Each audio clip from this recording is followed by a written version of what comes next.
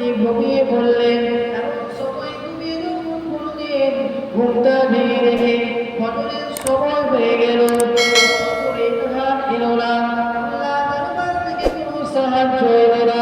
আমার ফজরের নামাজ পড়ে দুহাত করে আল্লাহ পাকের দরবারে কাঁদতে লাগলো, ও রব্বুল আলামিন, আল্লাহ ফাতেমাকে বেহুশতি করবেন না, বেহুশতি করবেন না। আপনি জানেন ফাতেমার ঘরে এক লোকমাও খাবার নাই, তবু তারা তাদের নানাজানকে দাওয়াত করে ফেলেছে। আমি ফাতেমা আমার আব্বাজান কি খেতে দেব?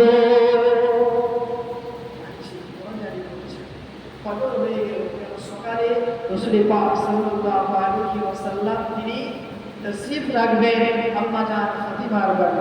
এমন সময় কাঁদতে লাগলেন, দু চোখ দিয়ে পানি ঝরতে লাগলো। আম্মাজান ফাতিমা